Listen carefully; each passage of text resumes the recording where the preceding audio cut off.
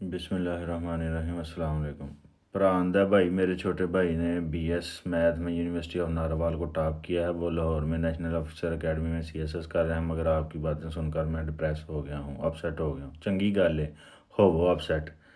मेरे नाल 2017 ਦੇ ਵਿੱਚ ਪਹਿਲਾਂ ਮੈਂ ਕੋਆਪਰੇਟਿਵ ਇੰਸਪੈਕਟਰ ਭਰਤੀ ਹੋਇਆ ਸਾਂ। 2017 ਸਾਡੀ 19,500 ਤਨਖਾਹ ਲੱਗੀ ਸੀ। ਸੋਚੋ ਯਾਰ 30 ਸਾਲ ਮੇਰੀ ਉਮਰ ਸੀ ਤੇ 19,500 ਤਨਖਾਹ ਲੱਗੀ ਸੀ। ਐਮਫਿਲ ਮੈਂ ਨੈਸ਼ਨਲ ਡਿਫੈਂਸ ਯੂਨੀਵਰਸਿਟੀ ਤੋਂ ਕੀਤਾ ਸੀ, ਕਾਇਦੇਆਜ਼ਮ ਯੂਨੀਵਰਸਿਟੀ ਤੋਂ ਮਾਸਟਰ ਕੀਤਾ ਸੀ।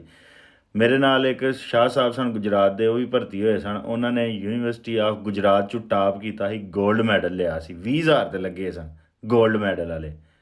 ਅੱਜ 2024 ਆ ਗਿਆ ਅਤੇ ਉਹ ਉਹਨਾਂ ਦੀ ਤਨਖਾਹ 50 ਹੋਣੀ ਹੈ, 60 ਹੋਣੀ ਹੈ, ਇਦੋਂ ਜ਼ਿਆਦਾ ਨਹੀਂ ਹੈ, 60। ਅਤੇ ਉਹ ਉੱਥੇ ਹੀ ਸਟੱਕ ਹੋ ਚੁੱਕੇ ਨੇ। ਠੀਕ ਹੈ, ਅਤੇ ਤੁਹਾਡਾ ਭਰਾ ਜੇ 1 ਸਾਲ ਦੇ ਵਿੱਚ CSS ਕਰਦਾ ਠੀਕ ਹੈ, ਨਹੀਂ ਤਾਂ ਉਹਨੂੰ ਬਾਹਰ ਕੱਢੋ। ਉਹਨੂੰ ਕੋ ਅੱਗੂ ਜਾ ਕੇ ਨਾ ਕਿਧਰੋਂ ਜਰਮਨੀ ਦੇ ਵਿੱਚ ਦਾਖਲਾ ਲਵੇ ਜਾਂ ਜਿੱਥੇ ਵੀ ਇੰਗਲੈਂਡ ਲਵੇ, ਆਸਟ੍ਰੇਲੀਆ ਲਵੇ, ਨਿਕਲੇ ਇੱਥੋਂ ਪੈਸੇ ਕਮਾਏ। ਜੇ 1 ਸਾਲ CSS ਹੁੰਦਾ ਠੀਕ ਹੈ, ਅਤੇ CSS ਕਰਕੇ ਵੀ ਤਨਖਾਹ ਉਹਦੀ ਲੱਗਣੀ ਥੋੜ੍ਹੀ ਹੈ। ਅਤੇ ਜੇ ਉਹਦੇ 'ਚ ਇਰਾਦਾ ਉੱਚਾ ਹੈ, ਉਹ ਕੁਛ ਤਬਦੀਲੀ ਕਰਨਾ ਚਾਹੁੰਦਾ, ਇੱਕ ਵਾਰੀ ਕੋਸ਼ਿਸ਼ ਕਰਕੇ ਵੇਖ ਲੇ, ਨਹੀਂ ਤਾਂ ਨੱਸੇ।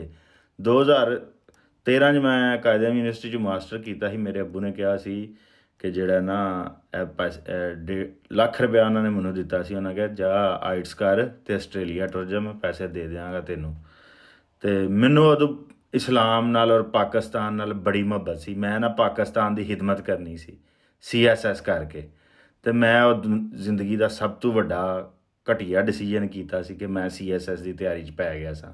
3 ਅਟੈਂਪਟਾਂ ਦਿੱਤੀਆਂ, ਨਹੀਂ ਹੋਇਆ CSS।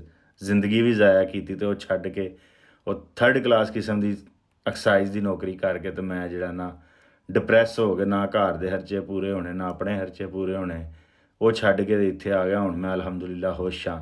ਅਤੇ ਜਿਹੜੇ ਬੱਚੇ ਤੁਹਾਡੇ FSC ਕਰ ਰਹੇ ਨੇ 4 ਸਾਲ, ਉਹਨਾਂ ਦੇ ਨਾ ਜ਼ਾਇਆ ਕਰਾਓ। ਮੈਨੂੰ ਕਿਸੇ ਨੇ ਨਹੀਂ ਸੀ ਦੱਸਿਆ, ਨਾ ਜ਼ਾਇਆ ਕਰਾਓ ਉਹਨਾਂ ਦੇ ਪਾਕਿਸਤਾਨ ਦੇ ਵਿੱਚ, ਉਹਨਾਂ ਨੂੰ ਕੱਢੋ।